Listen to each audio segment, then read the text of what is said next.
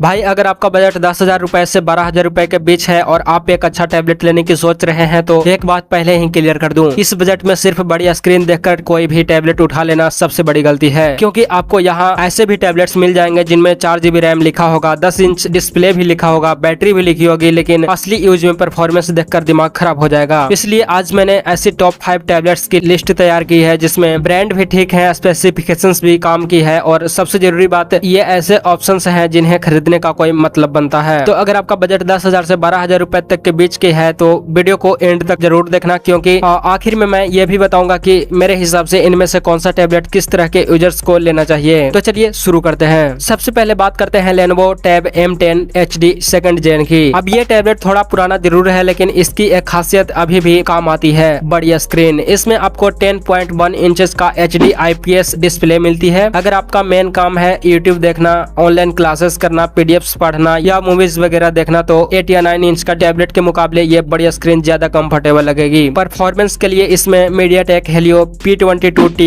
Processor मिलता है और इसके साथ 4 GB का रैम और 64 GB का स्टोरेज वाला वेरिएंट भी मिलता है। स्टोरेज कम पड़ जाए तो मेमोरी कार्ड लगा सकते हो। बैटरी 5000 mAh की है और एंटरटेनमेंट के लिए Dolby Atmos स्पीकर्स भी मिलते हैं। कैमरे की बात करें तो पीछे 8 मेगापिक्सल का और आगे 5 मेगापिक्सल का मिलता है। लेकिन भाई यहाँ मैं आपको एक चीज साफ बता दूं, ये टैबलेट परफॉर्मेंस के लिए नहीं लिया जा रहा। अगर आपको गेमिंग करनी है, बहुत सारे एप्स एक साथ चलाने हैं या आज के हिसाब से फास्ट परफॉर्मेंस चाहिए, तो ये मेरी फर्स्ट चॉइस नहीं होगी। लेकिन अगर आपका काम है स्टडी, यूट्यूब, OTT, रीडिंग और आपको बड़ी स्क्रीन चाहिए, तब ये समझ आता है। और अगर इसकी प्राइस 12,000 के आसपास मिल रही है, तब इसे कंसिडर करना ज्यादा प्राइस में लेने का कोई खास फायदा नहीं है। अब आते हैं Realme Pad Mini पर। नाम से ही पता चल रहा है ये छोटा और कॉम्पैक्ट टैबलेट है। इसमें आपको 8.7 इंचेस का डिस्प्ले मिलती है और इसका सबसे बड़ा फायदा है इसका साइज। मतलब टैबलेट है लेकिन इतना बड़ा नहीं कि लेकर घूमने में परेशानी हो। इसमें यूनिसोक का T616 प्रोसेसर मिलता है और अलग अलग वेरिएंट्स में रैम और स्टोरेज मिलते हैं। बैटरी यहाँ 6400 mAh की है और 18 वाट का चार्जिंग सपोर्ट भी मिलता है। कैमरा में 8 मेगापिक्सल का रियर और 5 मेगापिक्सल का फ्रंट कैमरा है। अब परफॉर्मेंस की बात करें तो बेसिक काम जैसे YouTube browsing, online classes, social media और हल्की फुल्की गेमिंग के लिए काम चल जाता है। लेकिन अगर आप सोच रहे हो कि भाई 10 से 12,000 में इसे लेकर हैवी गेमिंग करेंगे और पूरा दिन मल्टीटास्किंग करेंगे, तो ऐसा नहीं है। एक और चीज, ये काफी पुराना मॉडल है। इसमें इसका फायदा तभी है जब आपको ये अच्छी डील में मिल जाए। अगर इसकी प्राइस नए और ज्यादा पावरफुल टैबलेट के बराबर पहुंच रही है तो फिर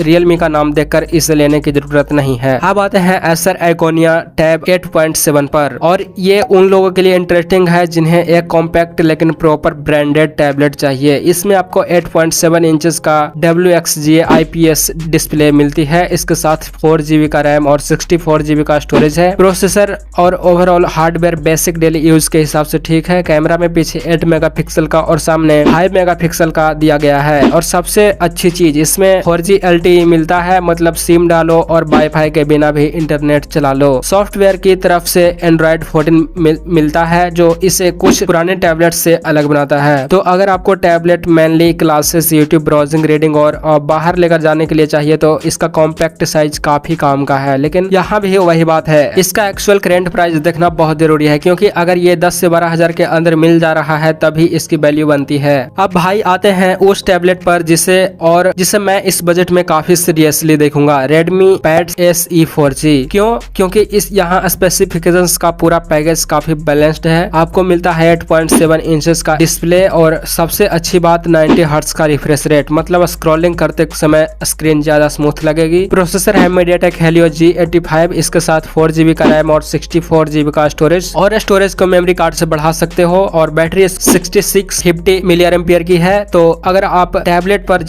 काफी ज्यादा देर तक यूट्यूब या फिर क्लासेस या मूवीज देखते रहते हो तो बड़ी बैटरी काम आती है। कैमरा में आपको 8 मेगापिक्सल का रियर और 5 मेगापिक्सल का फ्रंट कैमरा देखने को मिलेगा। और इसका सबसे बड़ा फायदा है 4G सिम सपोर्ट, मतलब घर पर वाईफाई नहीं है या बाहर लेकर जाना हो तो सिम डालकर इंटरनेट चला सकते हो। अब एक छोटी सी कमी भी है, चार्जिंग सिर्फ 10 वाट का है, यानी बैटरी बड़ी है लेकिन चार्जिंग फास्ट नहीं है। लेकिन ओवरऑल पैकेज देखो तो 90 हर्ट्ज का डिस्प्ले, Helio G85 और 6650 mAh की battery, 4G support, micro SD card support और Redmi जैसा जाना पहचाना ब्रांड। इसलिए अगर आपका बजट करीब 10,000 से 11,000 है और आपको 4G वाला टैबलेट चाहिए तो Redmi Pad SE 4G को शॉर्ट लिस्ट में जरूर रखूंगा। और भाई अब आते हैं नंबर 1 पर, सैमसंग गैलेक्सी टैब A9। अब यहाँ मैं सिर्फ सैमसंग का लोगो देखकर इसे नंबर 1 नहीं कह रहा। इसका सबसे बड़ा रीजन है इसका ओवरऑल एक्सपीरियंस। इसमें आपको 8.7 इंचेस का डिस्प्ले मिलती है और परफॉर्मेंस के लिए MediaTek Helio G99 प्रोसेसर, और यही चीज इसे इंटरेस्टिंग बनाती है क्योंकि G99 एक ऐसा प्रोसेसर है जो बेसिक टैबलेट वाले कामों में थोड़ा आगे भी निकल जा सकता है। YouTube classes, browsing, social media, OTT और नॉर्मल मल्टीटास्किंग, इन सब में अच्छा एक्सपीरियंस मिल जाता है। रैम और स्टोरेज में 4GB प्लस 64GB वाला वेरिएंट अवेलेबल है और स्टोरेज को मेमोरी कार्ड से आप बढ़ा सकते हो एक्स्ट्रा अगर चाहिए तो। डिजाइन भी कॉम्पैक्ट है, मतलब इसे बैग में डालकर ले जाना आसान है और लंबे समय तक हाथ में पकड़े पर भी कोई बहुत बड़ा टैबलेट वाली फीलिंग नहीं आती है। और सबसे बड़ा फायदा है सैमसंग का सॉफ्टवेयर एक्सपीरियंस। अगर आप किसी ऐसे ब्रांड से टैबलेट नहीं लेना चाहते जिसे आपने पहले कभी सुना ही नहीं तो सैमसंग यहाँ सेफ चॉइस बन जाता है। लेकिन हाँ, यहाँ भी एक इम्पोर्टेंट बात, सैमसंग गैलेक्सी का टैब A9 की प्राइस हर जगह वेरिएंट के हिसाब से बदलती रहती है। अगर आपको इसका सही वेरिएंट्स लगभग 10 से 12 हजार के अंदर मिल रहा है तब ये मेरी नंबर 1 चॉइस है। लेकिन अगर प्राइस इससे काफी ऊपर चली गई है तो फिर सिर्फ सैमसंग का नाम देखकर एक्स्ट्रा पैसा खर्च करने का कोई मतलब नहीं। अब रही बात कौन सा टैबलेट लेना चाहिए, तो चलो पूरी लिस्ट को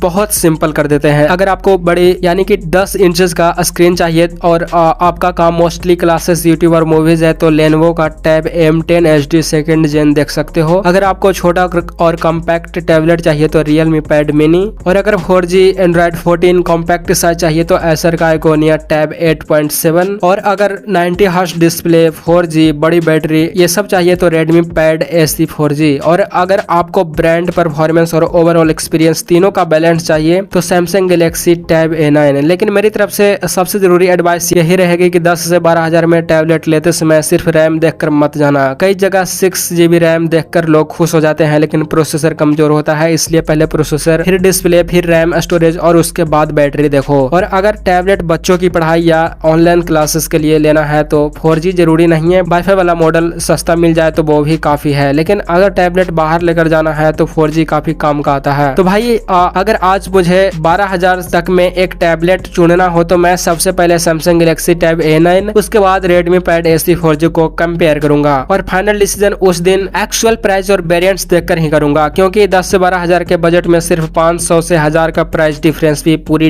रिकमेंडेशन बदल सकता है। तो अगर आप टैबलेट लेने वाले हो तो कमेंट में बताना कि आपका बजट कितना है और टैबलेट का मेन काम क्या है, पढ़ाई, यूट्यूब, गेमिंग या नॉर्मल यूज। ऐसे ही बिना घुमा फिरा कर टेक वाली वीडियोस के लिए टेक्नोटोला को सब्सक्राइब कर लेना और मिलते हैं अगले वीडियो में, तब तक के लिए खत्म,